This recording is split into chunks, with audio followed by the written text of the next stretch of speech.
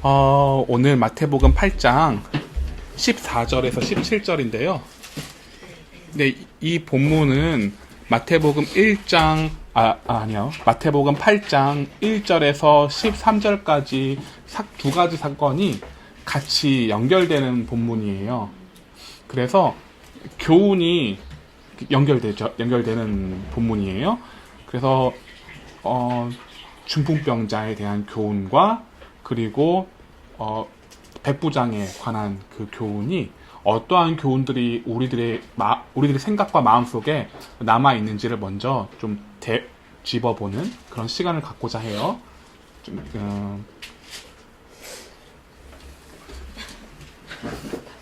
그럼 생각나시는 부분이 있다면은 먼저 중풍병자에 관하여서 좀 얘기를 나눠볼 수 있을까요?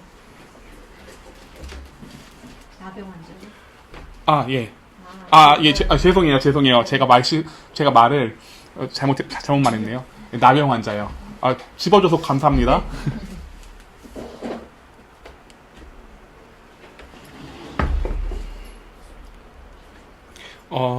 예, 나병 환자가, 그럼 제가 지목을 할게요. 선생님, 나병 환자 그 사건이 어떤 교훈이 있었는지를 좀 간략하게 얘기해 줄 수 있을까요?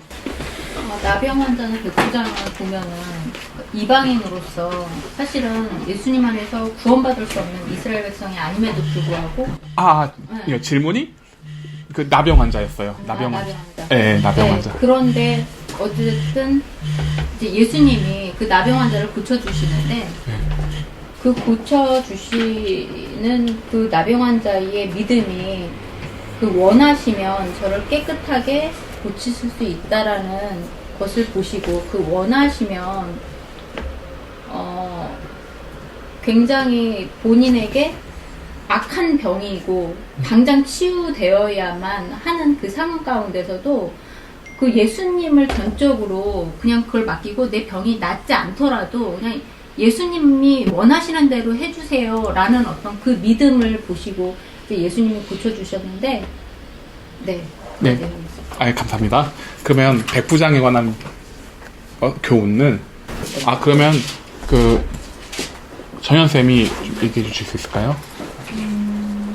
일단 백부장은 높은 지위에 있는 사람이었고 군대 연대장급이라고 그때 나눴었던 것 같고 그래서 타인을 이 사람이 뭐 돌보거나 당시 상황적으로 종은 좀 사람 취급을 못 받는 그런 시대였는데 하임이 중풍병에 들어서 백부장이 예수님께 간구하는 이런 장면이었고 근데 여기서 좀 예수님이 놀랍게 여기신 거는 이 백부장이 9절에 나도 남의 수하에 있는 사람이고 내가 아래 군사가 있는데 말씀이 가라 하면 가고 오라 하면 온다. 이것을 좀 예수님이 이 믿음을 좋게 이만한 믿음을 보지 못했다고 말씀하시는데 그러니까 말씀이면 된다라는 이 믿음 말씀 아래 내가 말씀의 종이다 라는 이 믿음을 보시고 백부장의 하인의 중풍병을 고치신 이야기를 나눴었고 이 가버나움이라는 지역이 위로라는 뜻인데 원어가 그래서 왜 이런 사건이 백부장한테 하필이면 일어났을까를 우리가 그때 얘기를 했었는데 우연이 아니라 하나님의 섭리 안에 있었고 이 백부장의 믿음을 끌어내기 위해서 이런 아까 예수님이 칭찬하신 백부장의 믿음을 이렇게 성숙하게 끌어내기 위해서 있었던 사건이라고. 근데 이게 왜 위로랑 어떤 연관이 있냐.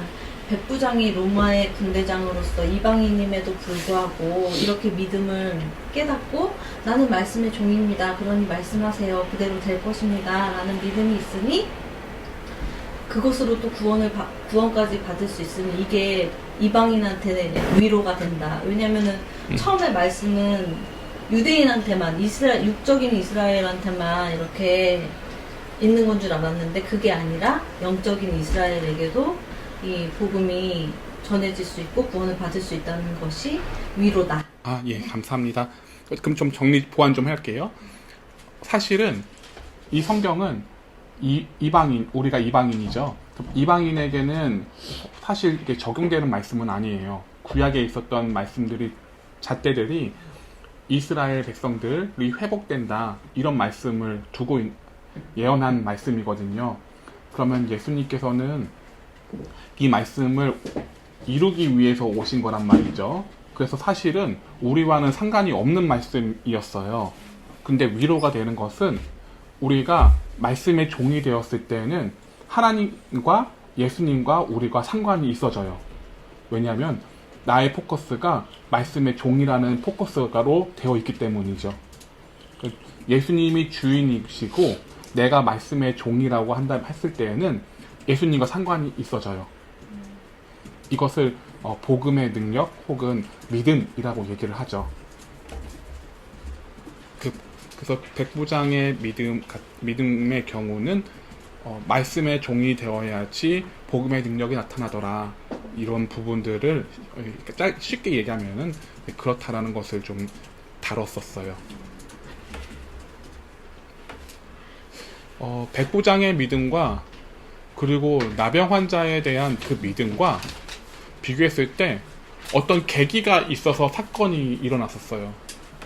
근데 그 계기가 둘 다 좋은 일은 아니었어요.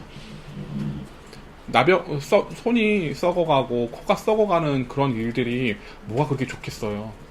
또 자기가 사랑하는 그 신하가 중풍병이 걸렸는데 그게 뭐가 좋겠어요. 좋은 일은 아니었는데 그 좋은 일이 아닌 것을 통하여서 믿음이 드러났더라라는 거죠. 오늘 본문도 그런 연장선이에요. 그러면 마태복음 8장 14절에서 17절 말씀을 지선생님을 통해서 이렇게 돌아가서 읽어볼게요. 마태복음 8장 14절에서 17절입니다. 예수께서 베드로의 집에 들어가사 그의 장모가 열병으로 앓아 누운 것을 보시고 그의 네. 손을 만지시니 열병이 떠나가고 여인이 일어나서 예수께 수종들더라. 저물매 사람들이 귀신 들린 자를 많이 데리고 예수께 오거늘 예수께서 말씀으로 귀신들을 쫓아내시고 병든 자들을 다 고치시니 이는 선지자 이사야를 통하여 하신 말씀을 우리의 연약한 것을 친히 담당하시고 병을 짊어지셨도다 함을 이루려 하심이더라. 아멘. 그럼 제가 질문을 던져드릴게요. 오늘 이 사건이 뭘 얘기하고 있는 말씀인가요? 어떤 사건인가요? 베드로의 장모가 열병으로 앓아누웠을 때 예수님께서 고쳐주셨더니 사람들이 이걸 듣고 또 이제 아픈 사람들을 데려온 것 같아요. 그리고요? 또 있을까요? 말씀대로 기록된 말씀, 구약의 말씀을 인용하시는데 이 말씀대로 나는, 그러니까 예수님이 할 일을 하셨다는 네. 것 같아요. 말씀이 이루어졌다. 그 정보가 또 있고요. 또 정보가 있을 것 같은데요. 또 어떤 정보가 있을까요? 16절이죠. 귀신 들린 자를 데리고 와서요. 네. 말씀을 예, 맞아요. 그러면 이 세 가지 정보가 같이 맞물려서 오늘 사건이 나타나게 된 거네요. 그죠? 그런데 우리가 오늘 본문을 읽어보니까 궁금한 게 있어요. 질문을 던져드릴 수가 있는데, 왜 하나님께서는 베드로의 장모에게 열병을 허락하시는가예요. 근데 그에 대한 답변, 성경에서의 답변은 17절이었어요. 17절을 다시 한번 읽어주시겠어요? 이는 선지자 이사야를 통하여 하신 말씀에 우리의 연약한 것을 친히 담당하시고 병을 짊어지셨도다 함을 이루려 하십니다. 네, 예수님께서 병을 짊어지셨다라고 그거 이사야서에 기록된 그 말씀을 이루고자 예수님이 그렇게 하셨다, 이렇게 정리가 됐단 말이에요. 그럼 이건 역시도 또 물음이 생긴다는 거죠. 이 열병이 도대체 뭐고, 그리고 그 열병에 의해서 왜 예수님이 짊어지시느냐, 질병은요? 그럼 우리의 질병은요? 우리는 예수님을 믿고 따라가는데 그럼 우리의 질병은 왜 안 짊어가시느냐? 그것도 우린 또 물음이 생긴다는 거죠. 그러니까 어떤 면에서 봤을 때는 이 본문의 말씀이 우리가 사는 이 삶과 좀 현실성과 좀 동떨어지는 말씀 같기도 해요. 그럼 우리의 질병을 왜 안 짊어지고 하시지? 이런 생각이 드니까요. 그 부분을 좀 풀어나갈 거예요. 그 두 번째 질문이 또 있어요. 오늘 본문을 보니까요. 15절과 16절이 연결되더라는 거죠. 다른 사건 같잖아요. 근데 연결되어져 있어요. 열병이 걸린 것 다음에 왜 사람들이 귀신 들린 자를 예수님께 많이 데리고 왔느냐예요. 그 장모의 열병을 떠나가게 하는 건 떠나가게 하는 거고, 그 귀신 들린 자가 데리고 오는 건 데리고 오는 건데 왜 같이 연결지어서 오늘 본문의 사건이 나타나게 되냐는 거죠. 이게 두 번째 질문이에요. 이 부분도 또 풀어나갈 거예요. 그리고 세 번째는 첫 번째 질문과 같은 연결되어지는 질문이에요. 왜 하나님은 병을 고치시면서, 예수님은 병을 고치시면서 17절에 고친 까닭에 대해서 말씀을 하셨느냐인 거예요. 이 부분을 또 다루고자 해요. 제가 질문을 세 가지를 던져드렸어요. 그러면 이 질문에 대한 궁금한 것이 공감하시나요? 네. 그럼 첫 번째 질문에 대한 답변을 좀 설명해 나가고자 해요. 17절에 기록된 대로 예수님이 우리의 연약한 것을 친히 담당하시고 병을 짊어지시기 위함이라고 기록이 되어 있어요. 그럼 하나님은 병을 짊어지시기 위해서 베드로 장모에게 병을 허용하시는 것으로 이해할 수 있겠네요. 그렇죠? 말씀을 이루시기 위해서 베드로 장모에게 병을 허용하신 거예요. 이 왜곡됨은, 그러니까 그렇게 받아들이면 하나님은 굉장히 우리와 거리가 멀어져요.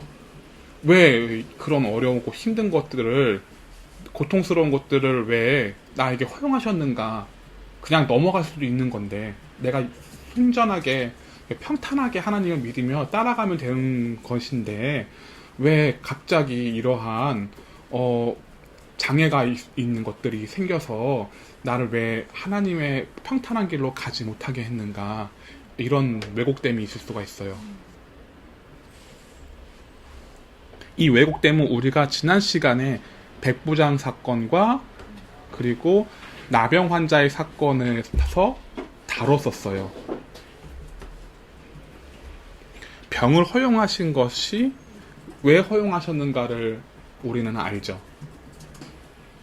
그래서 지난 시간의 사건과 연장선이에요. 그 교훈이요.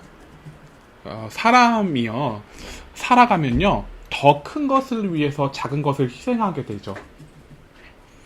사람마다 기준이 달라요. 그리고 그 기준에 따라 행동의 방향도 다 각각 달라요.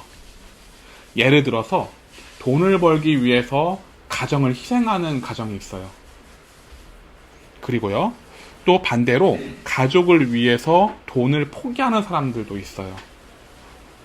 혹은 신앙의 예로요, 믿음을 위해서 돈을 포기하는 신앙인이 있고요, 믿음을 위해서 성공을 포기하는 신앙인도 있어요. 그러니까 큰 게 뭐냐에 따라서 우리의 삶의 방향이 달라지더라는 거죠.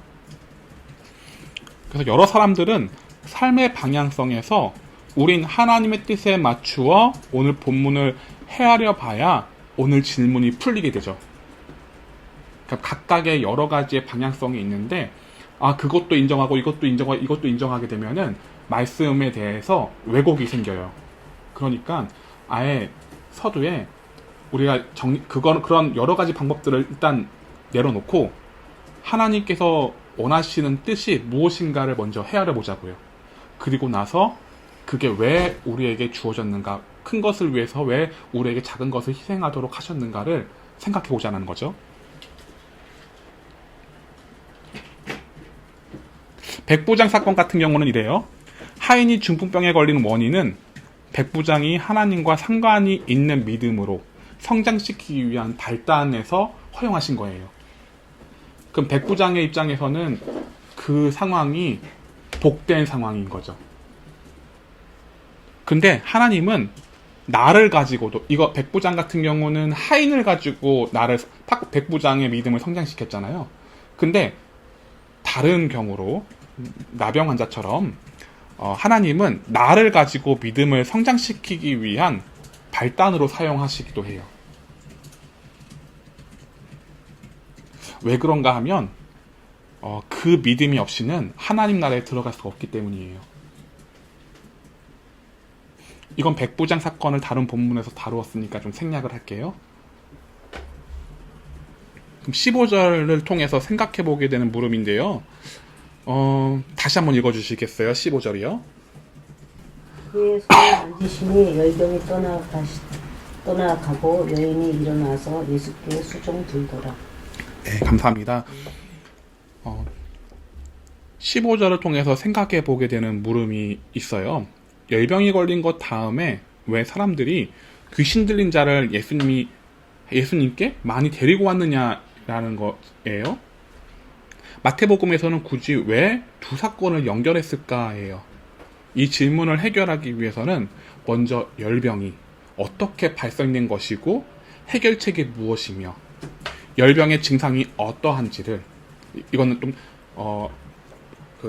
양학에서는 뭐 그렇게 잘 다루진 않아요. 열병은요. 그래서 한의학적으로 열병이 어떻게 말을 하고 있는가, 그 부분에 대해서 좀 더 파헤쳐 볼게요.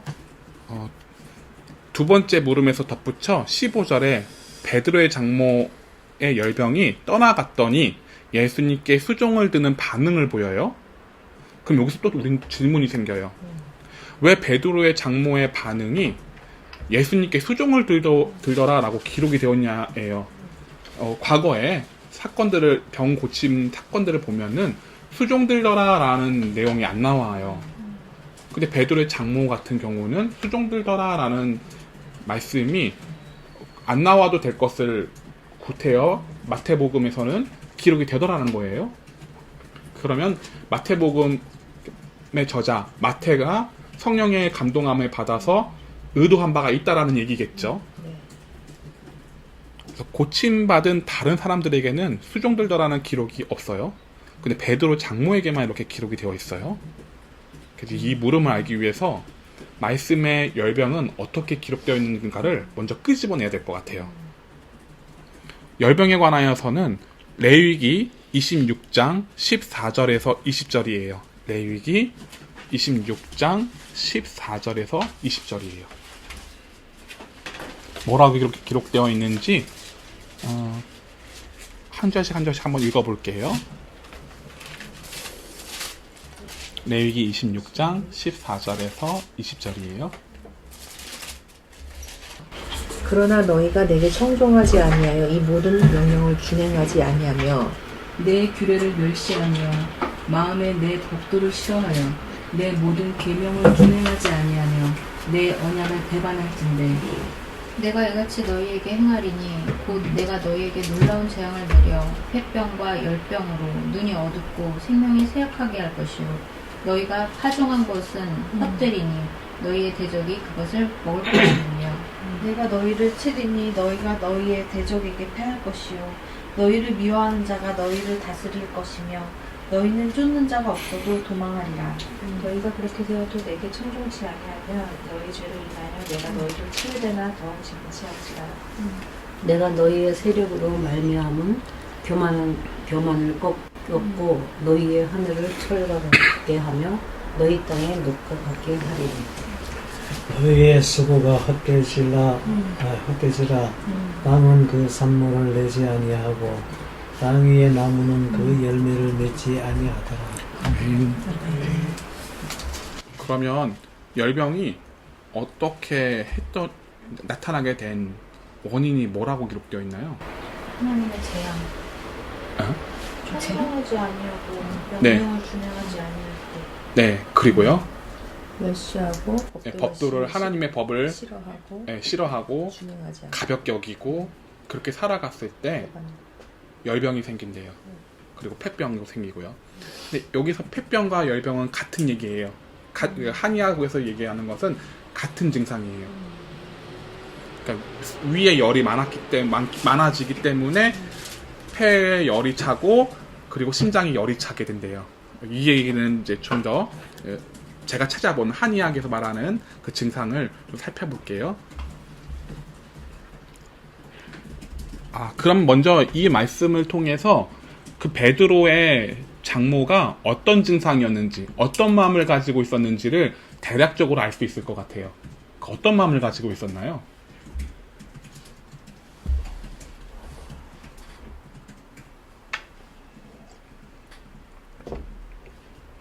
어떤 마음을 가지고 있었나요? 청정하지 않고 네. 명령을 준행하지 않고 네. 길을 좋아요. 멸시했고 네. 등등등 법도를 싫어하고 네. 명령을 준행하지 않고 그러면 베드로의 장모는 믿는 사람이었나요? 믿었겠어요. 예. 유대인이었으니까요. 그죠? 그러면 믿었는데 그 믿는 사람들 중에서도 말씀을 가볍게 여기는 사람이 있더라는 거예요. 믿었는데 그 법도를 싫어하는 사람도 있더라는 거죠. 그러니까 다시 얘기하면 그거를 종합해 봤을 땐 믿었는데 하나님 말씀을 청종하고 싶지가 않은 사람이 있는 거예요. 그랬을 때는 열병이 생겨요. 그 열병이 어떤 거냐 이거는 좀 더 나아가서 설명해 드려 볼게요. 청종의 기준이 조금 이용한 것 같아요. 네, 그러면 청종의 기준이 어떠한 것 같다라고 생각나시는 게 있으시면 한번 나눠볼까요? 청종은 우리는 그냥 예배당에 가서 말씀을 듣는 것도 청종이라고 생각할 수가 있고, 네. 아니면은 뭐 믿는 가정이라면 잘 믿는 엄마 아빠가 얘기해 주시는 말씀을 그냥 자연스럽게 듣는 것도 청종이라고 생각을 하는데, 그냥 그런 수준이라면은 교회를 안 나갔기 때문에 제가 청종이에요. 청종이기 때문에 네, 그 네. 네이버 국어 사전에 보면은 네. 이르는 대로 잘 쫓아간다. 아, 이게 청종이에요. 그래서 네. 듣고 행하는 것까지 돼야지만 이게 청종의 개념이라고 네. 할 수 있겠습니다. 네, 감사합니다. 그러면 이 청종을 하게 되는 대상이 누구냐예요. 말씀이냐, 아니면 목사님이냐, 아니면 윗어른이냐에 말씀하시는 거에 따라서 각각 다를 것 같아요. 그러니까 청종이 어디에 포커스에 맞춰진 청종이냐, 우리는 거기를 굉장히 유심히 생각을 해봐야 한다는 거죠. 그 행함도 좀 짚고 싶은데요. 네. 제가 이제 청종이라는 게 예전에 목사님이 말씀을 듣다라는 그 이스라엘아 들으라 할 때 그 쉐마라는 말은 그냥 이렇게 듣고 내가 이런 상황에서 지금은 못하고 이런 게 아니라 어떤 상황이라도 나는 하나님 말씀대로 행해야 돼. 그 자세로 오늘 뭐라고 얘기하시면 나는 그거대로 해야 된다는 마음으로 듣기를 시작하는 걸 청종이라고 알고 있거든요. 근데 또 그렇다면 그 행함이라는 것이 듣기는 듣는데 예배 잘 드리고 봉사 잘하는데 마음이 용서가 안 돼요. 남편이 용서가 안 되거나 자녀가 용서가 안 되거나 직장에 누가 용서가 안 될 때 과연 그걸 청종이라고 할 수 있을까, 범위를. 네. 우리는 청종이라고 행한다고 하면은 열심히 말씀 듣고 겉으로는 하면 사람들이 볼 때는 그건 청종이잖아요. 근데 하나님이 보시기에 그 청종에 대한 듣고 행한다는 기준은 마음에 있기 때문에 베드로 장모가 이 문자적으로 청종하지 않았기 때문에 병이 걸렸다라고 하면 나랑 상관이 없는 병이기 때문에 근데 이 얘기가 성경에 기록된 건 나랑 상관이 있기 때문에 기록된 건데 우리도 믿는 유대인이잖아요, 영적으로는요. 근데 오늘 말씀을 들었는데도 어떠한 사람에 대해서 이해가 안 가는 사람이 있고 미운 사람이 있어요. 그 사람을 일단 번외고 나는 듣고 나는 행한다. 사랑은 내가 사랑할 수 있는 사람은 그거는 청종이 아니라고 생각해요. 행함이 아니고. 예, 맞아요. 그래서 예수님께서 우리들에게 뭐라고 하시느냐 그거를 왜곡되지 않고 있는 그대로 받아들이는 것, 그리고 나서 그거대로 행하는 것. 이게 이제 청종의 범위라고 할 수 있겠어요? 그러기 위해서는 우리가 왜곡되지 않아야 되는 것이 중요하죠. 이 얘기를 왜 왜곡된 얘기를 하냐면요. 우리가 말씀을 들어도 말씀을 들었을 때 반응들이 이해하는 이해가 제각각이에요. 그래서 어떤 사람은 내 방식대로 그 말씀을 받아들여서 그걸 섞어요. 그리고 어떤 사람은 말씀에 있는 그 자체가 무엇인가를 살펴보고 그리고 소화해요. 그리고 나서 섬겨요. 말씀대로 살아가요. 이렇게 각자의 사람들이 어떻게 받아들이냐에 따라서 각각의 믿음의 행함이 달라져요. 그런데 우리 예수님께서 말씀하신 것은 왜곡되지 않는 거예요. 내 방식대로가 해석이 아니라 내 방식의 상황에서의 해석이 아니라 내 삶의 상황에 의해서 그걸 합리화해서 해석하는 것이 아니라 예수님께서 우리의 상황을 다 아시고 하신 말씀이니까 그걸 있는 그대로 받아들이는 것. 그것이 왜곡되지 않음이에요. 그래서 레위기 26장 16절에 놀라운 재앙을 내려서 폐병과 열병으로 눈이 어둡게 되고요. 생명이 쇠약하게 된다라고 기록되어 있어요. 왜 눈이 어둡냐 하면요. 물론 열이 차면은 눈이 잘 안 보이는 경우도 있지만 성경이 바로 제대로 보이지 않는 것도 속하게 되어 있어요. 왜 그런 거는 이제 앞에서 설명을 좀 뒤에 가서 설명을 자세히 드릴게요. 그래서 말씀을 청종하지 않았을 때는 당연하겠죠. 말씀을 내가 멀리 하면은 당연히 내가 성경을 보아도 그게 어두워질 수밖에 없는 거죠. 눈이 어둡고 생명이 쇠약하게 한 점으로 볼 때 이와 같은 단서가 되어요. 몸에 열이 많은 것은 심장에 열이 많다는 말이에요. 그래서 이 증상은 폐와도 연결되어 있어요. 앞에서 설명드렸듯이요. 그래서 폐와 심장에 열감이 심해져요. 그래서 가슴이 답답하고요. 뜨거운 열감으로 인해서 불편함을 호소하게 됩니다. 그리고 피로감이 심해지고요. 상체가 뜨거우니 하체에는 몸이 차가워지고 시린 증상과 함께 힘이 빠지는 등의 증상이 나타나게 된대요. 이게 열병이라고 합니다. 이 열병의 증상은 폐와 심장에 열이 많아서 스트레스 조절이 힘들어요. 스트레스가 왔을 때 그게 조절이 힘들어요. 그래서 화를 잘 내요. 그러니 열병은 화병이라고 말을 할 수도 있을 것 같아요.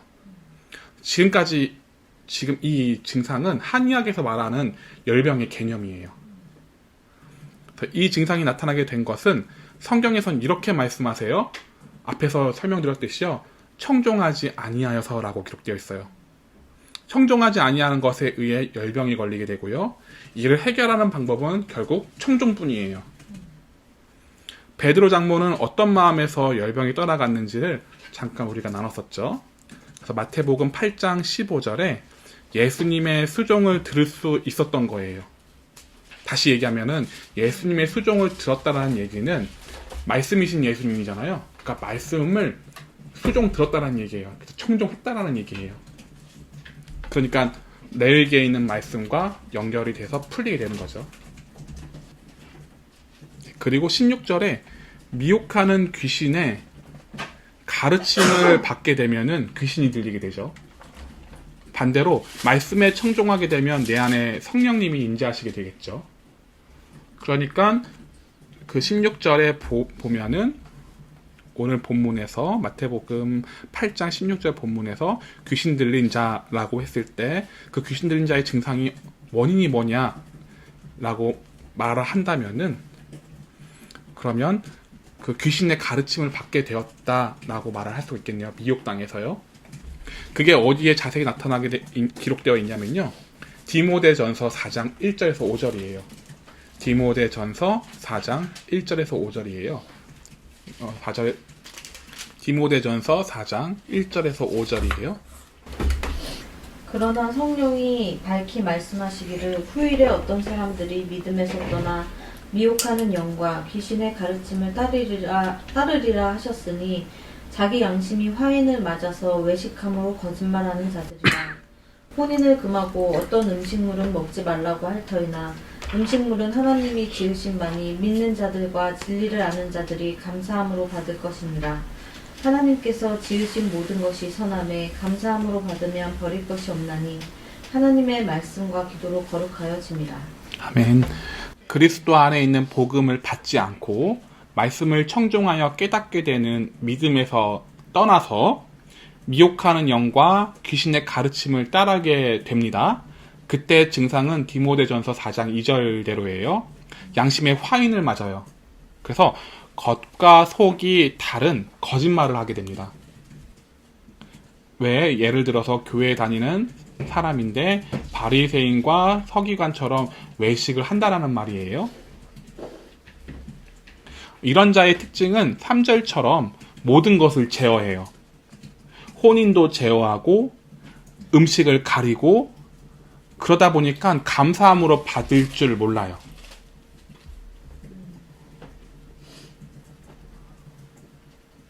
그래서 하나님이 주신 걸 또 부담스러워해요. 감사함으로 받는다라는 의미를 또 설명해 주셨는데요.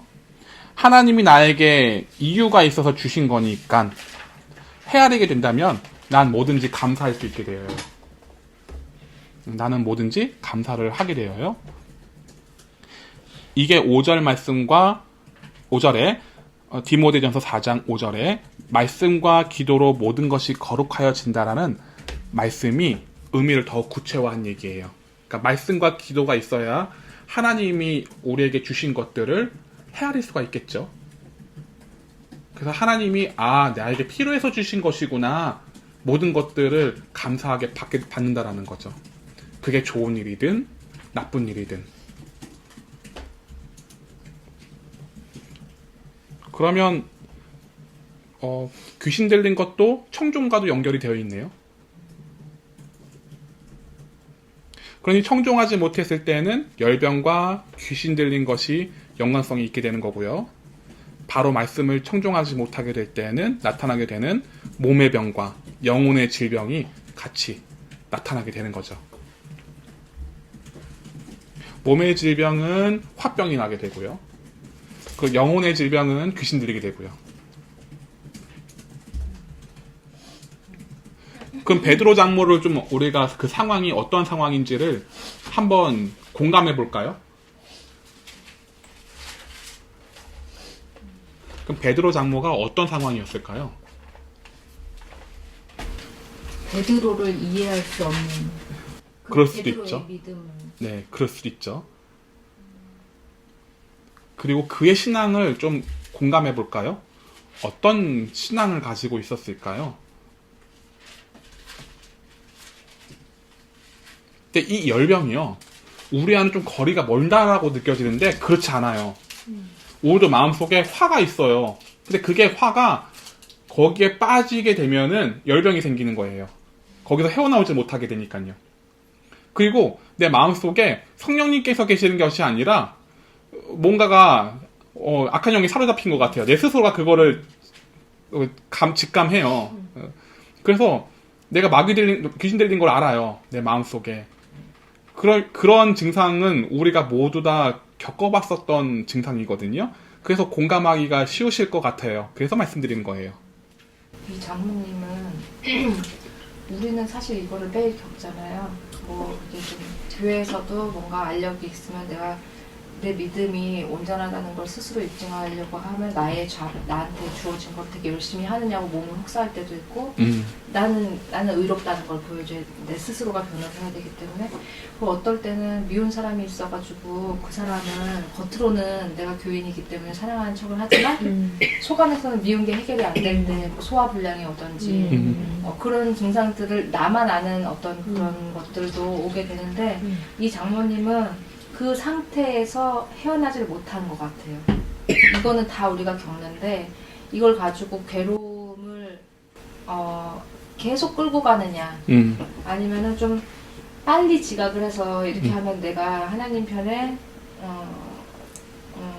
온전하게 살지 못하고 나를 둘러싼 모든 것들이 관계가 망가지고 결국 내가 하나님 앞에 온전한 믿음을 갖지 못한다는 판단이 있어서 어떻게든 그걸 헤어나오려고 애를 쓰는데 그 상황들을 여러 번 거쳐서 이미 열병에 주저앉는 것 같은 그래서 예수님이 오셔서 고쳐주시지 않으면 스스로는 처음에는 내가 그런 시험에 빠지면 내가 핸들링을 할 수 있다고 생각이 들거든요. 이렇게 미워하는데 곧 내가 여기서 벗어날 수 있어 하는데 그거를 우리가 간과하고 평안하다 안전하다 할 수 있어 라고 할 때 어느 순간 거기에 잡혀가지고 내가 분노에 들떠가지고 막 가정도 막 해치고 있고 애도 해치고 있고 그런 상황이 되잖아요.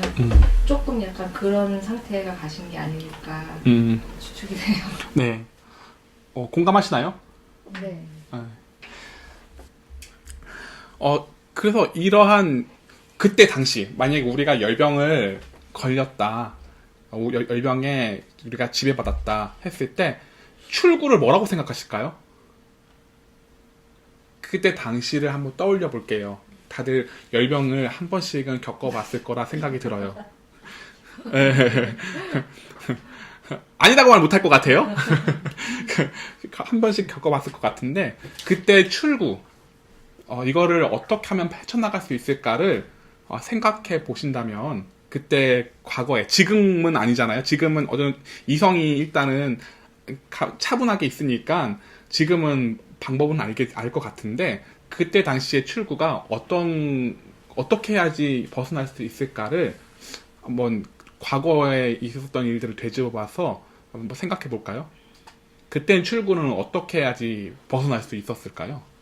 있다고 생각했을까요?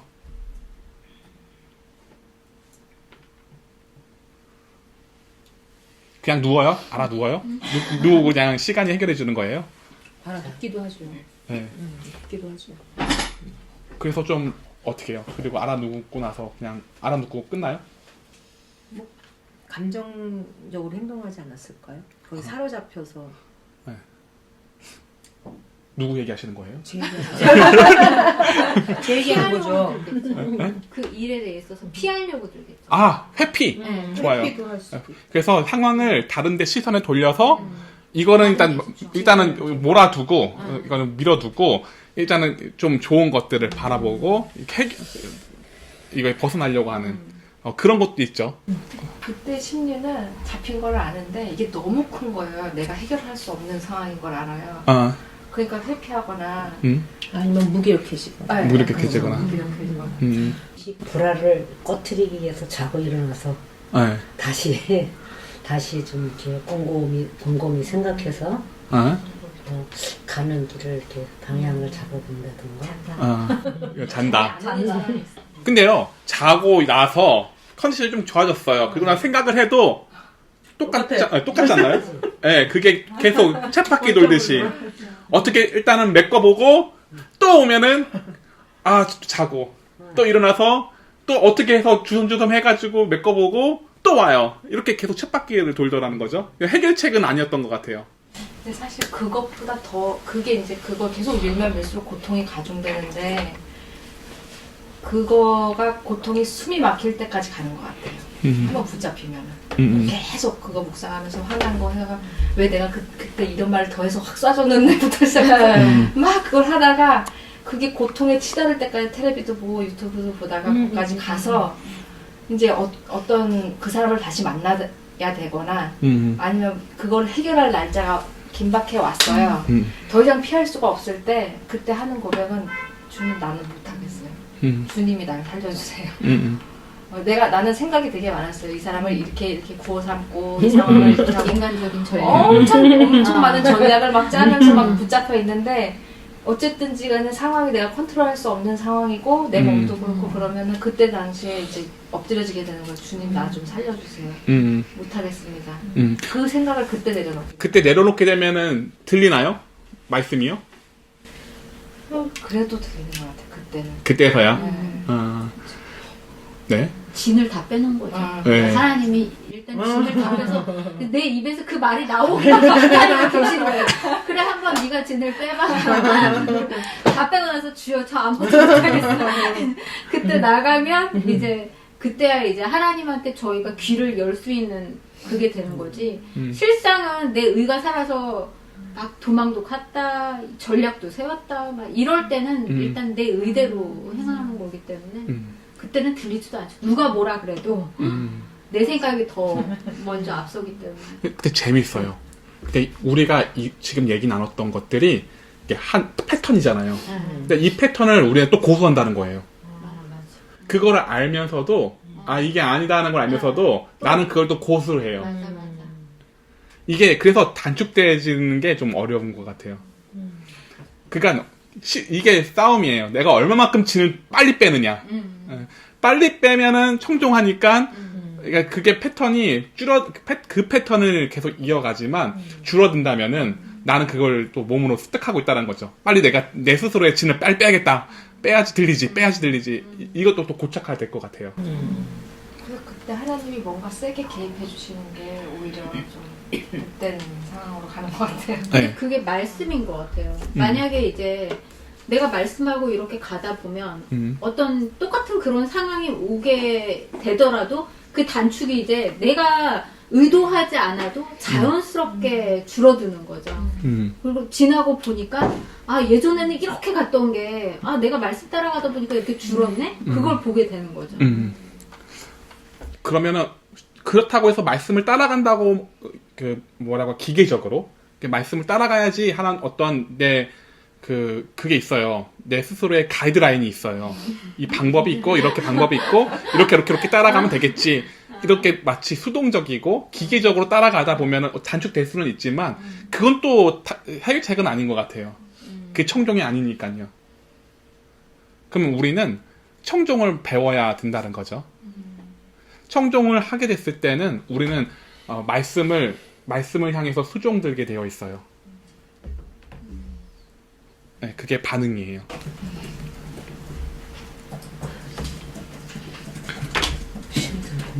힘들죠. 그게 잡히면은 청종을 안 하게 되죠. 네, 반응이. 네. 근데 하나님은 우리가 청종하도록 하기 위해서 그 사건을 계속 끄집어내요. 상황을 끄집어내고 내 마음속에서 그 생각을 또 끄집어내고 그래서 청종이라는 것을 우리를 배우게 하죠. 그럼에도 불구하고 그거를 배워나가지 못하는 사람들도 있어요. 네. 그냥 인생이라는 게 이런 거다 이렇게 생각하면서 살아가는 경우도 있죠. 하다 포기하는 사람도 있겠네. 그렇죠. 포기하는 사람도 있죠. 네, 괴로우니까. 힘드니까. 네, 그냥 내가 살고 싶지가 않아 이렇게 좀 벗어나고 싶어.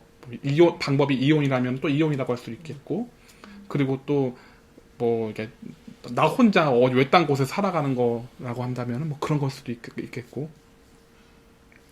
그런다고 하더라도 평안하지는 않죠. 여기까지 이해가 됐나요? 네. 공감이 되시나요? 네. 그럼 베드로 장모가 그러한 증상에 걸렸던 거예요. 그러면 이 베드로 장모가 마을에서 어떠한 증상인지를 대략적으로 알았겠죠. 그러면 그 사람이 치료됐으니까 그러니까 그 주위의 동네 사람들이 데리고 온 거예요. 어떤 사람들이요? 귀신 들린 사람이요. 네.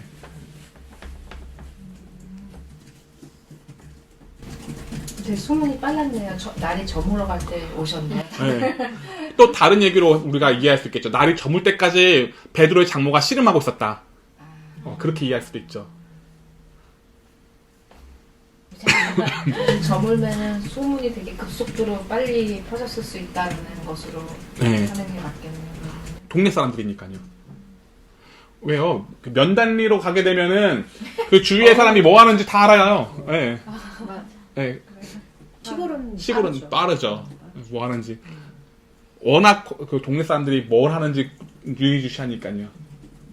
그리고 세 번째 말씀에 청종을 하지 못하여 육의 병이나 영혼의 병이 걸린 것인데 그렇게 우리가 정리가 됐는데 왜 17절에 기록된 말씀대로 우리의 연약한 것을 친히 담당하시고 병을 짊어지셨도다 라는 말씀을 하셨는가 이 물음을 우리는 또 답을 찾아봐야겠죠.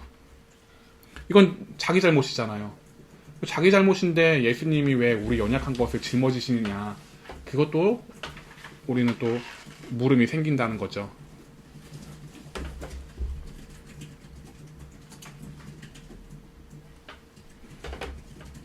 그러면 이사야 말씀에 우리의 연약한 것을 친히 담당하셨다라고 기록된 말씀 한번 찾아봐야 될 것 같아요. 그게 이사야서 53장 1절에서 6절인데요. 그 1절에서 6절 중에서 4절에 기록된 말씀이에요. 53장 1절에서 6절입니다. 우리같이 전한 것을 누가 믿었느냐? 여호와의 딸이 누구에게 나타났느냐? 그는 주 앞에서 자라나기를 연한 숭 같고 마른 땅에서 나온 뿌리 같아서 고운 모양도 없고 풍채도 없는즉 우리가 보기에 흠모할 만한 아름다운 것이 없도다.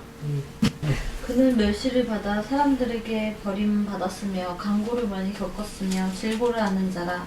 마치 사람들이 그에게서 얼굴을 가리는 것 같이 멸시를 당하였고 우리도 그를 귀히 여기지 아니하였도다.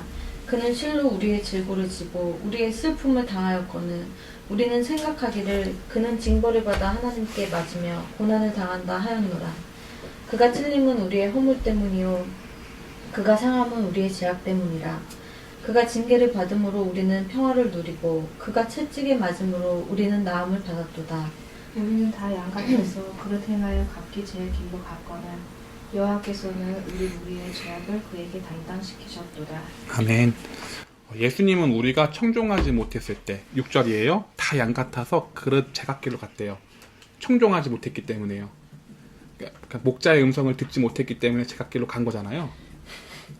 그러니까 청종하지 못하여서 당하게 되는 그 범죄함을 예수님이 대신 짊어지시게 된대요.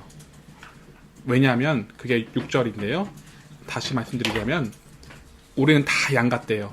내가 가고 싶은 대로 각기 제 길로 가게 된대요. 이러한 우리들을 위해서 하나님께서는 예수님을 목자로 담당시켰다고 기록되어 있어요. 이때 보통 목자라고 했을 때는 양을 이끄는 목적이 있어요. 양의 털을 깎고 그리고 양을 이제 고기로 이제 먹기도 하고 그런 어떤 재산적으로 생각을 해서 양을 이끈단 말이에요. 목자는요.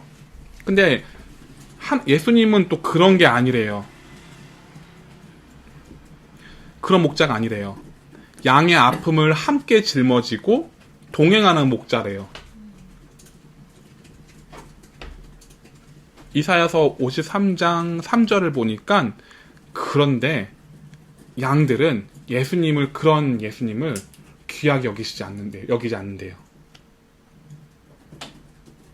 매일 우리의 짐을 짊어지는 이상한 목자로 우리가 귀하게 보지 않는다라는 거죠. 목자면은 목자답게 카리스마를 세워서 따라와 하면서 그 지팡이와 막대기로 때리면서 이렇게 가게 해야 되는데 예수님은 그런 목자가 아니라 같이 아파하고 같이 슬퍼하고 양 같은 보잘것없는 존재임에도 불구하고요.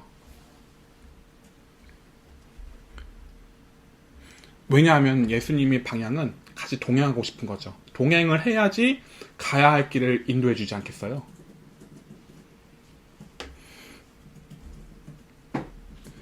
우리가 생각하는 목자상은 있어요. 때리는 거. 그러니까 하나님이 벌하신다. 하나님이 이렇게 어기면은 우리에게 용서를 안 하신다. 멸망의 길로 인도하신다. 이런 어떤 카리스마가 있고 두려운 하나님으로 우리는 받아들여지게 된단 말이에요. 근데 오늘 본문에서의 예수님은 그런 분이 아니래요. 그런 분이 아니라 그런 방법은 청종할 수가 없어요. 양이요. 양의 입장을 목자가 알게 됐을 때 양이 목자를 청종해요. 그래서 예수님은 청종의 포커스가 맞춰졌기 때문에 말씀을 청종해야 되는 것에 관하여 포커스가 맞춰졌기 때문에 그 아픔을 짊어지시더라는 거죠. 그래서 함께 동행하면은 예수님이 얼마나 귀한 분인지를 나는 알게 되죠. 우리의 연약함이라는 것은 우리가 가지고 있기 때문에 예수님이 하신 말씀에 청종할 수가 없어요. 그게 우리의 연약함이에요. 사랑 때문에 그런 것 같아요. 이게 막 가부장적이고 가정을 보면은 가부장적이고 엄격한 이런 아빠 중간에 어떤 해설 설명이 없는 그런 아빠는 아빠에 대한 왜곡함이 생길 수 있잖아요. 그래서 오히려 반항심이 생길 수도 있고 그런데 예수님은 그거를 공감하면서 그래 너 그렇지 너가 이럴 땐 이 아픔이 있지 이거를 헤아려 주시니까 자식된 입장에서 양된 입장에서 존중받는 느낌도 들고 이 사랑이 사랑하시는구나 나를 사랑해서 이렇게 하시는구나 하니까 이 양이 갈 길 가도 다시 돌아올 수 있는 것 같아요. 그렇죠. 근데 예수님과 동행을 안 하게 되면은 말씀을 가찮게 여기게 되죠. 예수님을 보잘것없는 분으로 생각하게 되죠. 그러니까 그들이 생각하는 예수님의 상이 있고 그 왕이라는 그 예수님의 왕이 되시는 분이라는 상이 있기 때문에 말씀을 청종하지 그러니까 예수님과 동행하지 않게 되면은 예수님을 가치 없게 생각을 해요. 우습게 볼 수 있어요. 근데 좋게 생각해서 이렇게 나를 사랑해 주시는구나 이렇게 하지. 어떤 사람들은 어떤 입장에서는 또 왜곡되면은 나한테 뭐를 바라시길래 잘해 주시나. 그게 감사함으로 받지 못하는 거죠. 그렇게도 생각할 수 있어요. 다시 말씀드리지만 우리는 이사야 말씀 따라서 양 같아요. 그래서 내가 이해한 대로 가고자 싶은 대로 가기 때문에 나는 청종한다 생각하고 따라가지만 말씀의 관점에서는 청종이 아닌 거예요. 그러니까 다시 말씀드리지만 이것이 우리의 연약함이에요. 그 연약함 때문에 우리는 화병이 나는 거죠. 또는 귀신에게 속아 살아가게 되는 거죠. 그래서 선하신 목자이신 예수님이 우리에게 함께 동행하시는 건데요. 이 동행을 통해서 우린 청종의 길로 갈 수 있게 되어져요. 그 동행의 길이 아니면 청종할 수가 없어요. 왜냐하면 이사야 말씀대로 우습게 보거든요. 목자가지 않고 같은 양으로 생각해요. 목자이신 예수님이 같이 낮은 눈높이에 맞춰서 같이 동행하고 아파하니까 눈이 어둡잖아요, 양이. 그러니까 내 친구인가 보구나. 혹은 내 동생인가 보다. 이렇게 생각하고 이렇게 우습게 생각하고 만다니까요. 그러니 앞에서 레위기에 있었던 말씀에 의하면 청종하지 못해서 그렇게 됐다라고 기록이 열병이 났다라고 기록되어 있잖아요. 그 말씀을 접목했을 때는 말씀이 그냥 멸시가 될 수밖에 없는 거예요. 말씀이 가벼워지죠. 왜냐하면 내 친구니까. 나랑 같은 격인 양이니까.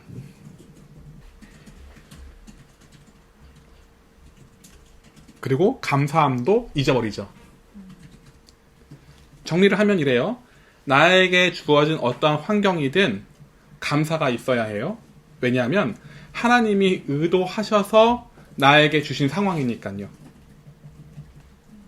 그러니까 믿음으로 감사를 하게 되는 거예요. 어떤 믿음이요? 하나님이 날 사랑하신다라는 기록된 말씀을 믿는 믿음이요. 그 믿음과 그 믿음에서 나오게 오는 시련들이 있는데 나의 영혼을 위해서 주신 것이라는 것을 신뢰하면서 감사를 하게 된다면 하나님이 나의 유익으로 주신 모든 것들을 있는 그대로 받아들일 수 있게 되는 거예요. 왜곡됨이 없이.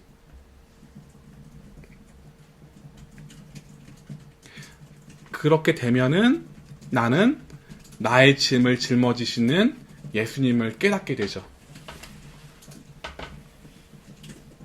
화병 있는 사람들은요, 내가 그 무거운 짐을 내가 끌고 간다고 생각을 해요. 그러니까 화병이 나는 거예요. 근데 예수님이 내 짐을 짊어지시려고 대기하고 계시다는 것을 생각하지 못한 채요. 그 믿음이 중요한 거죠. 그러니까 내가 생각하는 믿음이 아니라 성경에서 말씀하는 믿음이 정말 중요하다는 거예요. 그러니까 예수님이 나의 짐을 짊어지심을 깨닫고 예수님과 동행할 수가 있게 되는 거죠. 그러다 보면 예수님과 동행하기에 말씀이 왜곡됨 없이 있는 그대로 나는 청종할 수가 있게 되는 거예요. 다시 말씀드리면 결국은 나에게 주신 상황은 나의 영적 복을 위해서 있는 것임을 깨닫게 된다는 얘기예요. 14절에서 17절 말씀이 이러한 교훈을 담고 있어요. 여기서 이제 마칠게요.